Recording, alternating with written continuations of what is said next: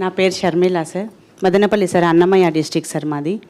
మేమందరం ఇంత బాధలో ఉన్నా కూడా ఎక్కడో ఒక మూల సంతోషంగానే ఉంది సార్ మిమ్మల్ని చూస్తూ ఉంటే. సో మీరు మాట ఇచ్చినా ఇవ్వకపోయినా మీతో కలిస్తే ఆ పని జరిగిపోతుందనే వచ్చాం సార్ మేము. సో మెగా డిఎస్సి 2025లో జరిగిండే అన్యాయానికి ఎవరైనా న్యాయం చేయగలరా అంటే ఆ ఒక్కరు మీరొక్కరే సార్ మాకు న్యాయం చేసే వ్యక్తి.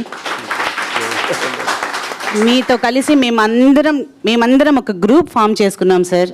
మేము మీ దగ్గరికి వస్తేనే న్యాయం జరుగుతుందని చెప్పి మన సార్ వాళ్ళంతా చాలా హెల్ప్ చేశారు సార్. మన అందరు ఇక్కడ ఉండే పెద్దవాళ్ళంతా చాలా హెల్ప్ చేసి మీతో మాట్లాడికి పిలుచుకొచ్చారు సార్.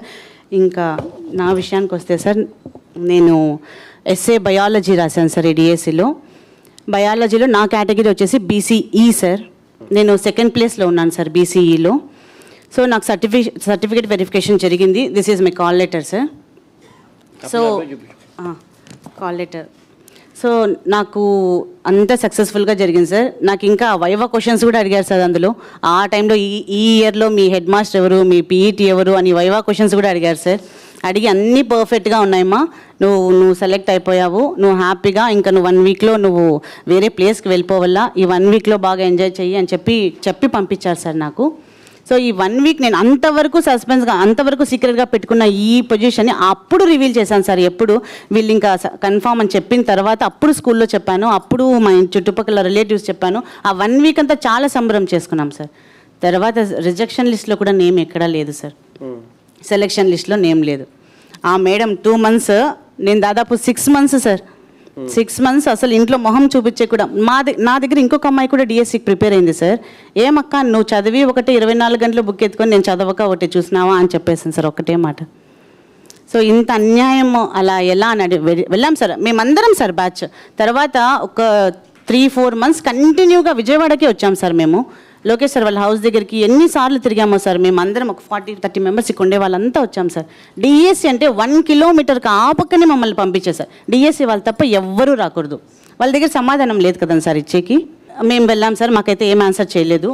1:1 వెరిఫికేషన్, హారిజాంటల్ రిజర్వేషన్ అన్నారు సార్. ఈ లోకేష్ సార్కి కానీ సరే ఆయన ఎక్స్పీరియన్స్ ఉండే చంద్రబాబు సార్కి కానీ తెలీదా సార్, ఇది ఈ వెరిఫికేషన్ మీకు ఆల్రెడీ ఉంది కదా, మీకు ప్రాసెస్ తెలుసు కదా, పిలిచితే వాళ్ళు ఒప్పుకోరు, వాళ్ళకి ఇవ్వాల్సిందే పోస్ట్ అని మీకు తెలీదా? ఇవన్నీ ముందుగా ప్లాన్ చేసుకొని కదా మీరు వెరిఫికేషన్కి పిలుస్తారు. ప్లాన్ చేయకుండా పిలిచి ఇప్పుడు మాకు ఇవ్వకుండా పోతే మేము ఎవరికి చెప్పుకోవాలి సార్? డెమోక్రసీనే కదా, అట్లీస్ట్ మా బాధ వినే కూడా లేదు సార్. ఇక్కడ వీళ్ళు చెప్పారు సార్ లాస్ట్లో మేము ఇచ్చాం కదా వెరిఫికేషన్ జరిగిన వాళ్ళకి కంపల్సరీ ఇవ్వము అని. ఈ పాయింట్ కూడా ఆన్సర్ వాళ్ళే ఇచ్చారు సార్. ఏమని ఇచ్చారంటే సర్టిఫికేట్ వెరిఫికేషన్లో సర్టిఫికేట్స్ ప్రాబ్లం ఉండే వాళ్ళకి మాత్రమే మేము జాబ్ ఇవ్వం, అన్నీ పర్ఫెక్ట్గా ఉంటే జాబ్ కన్ఫర్మ్ అనే మాట కూడా వాళ్ళు ఇది ఇచ్చారు. కానీ దీనికి మీనింగ్ అదే సార్. ఇక్కడ వీళ్ళు ఏం చెప్పారంటే 1:1 వెరిఫికేషన్ ఉండే వాళ్ళకి కంపల్సరీ జాబ్ ఇస్తామని మేము చెప్పలేదు అనే మాటతో ఇక్కడ రాశారు సార్.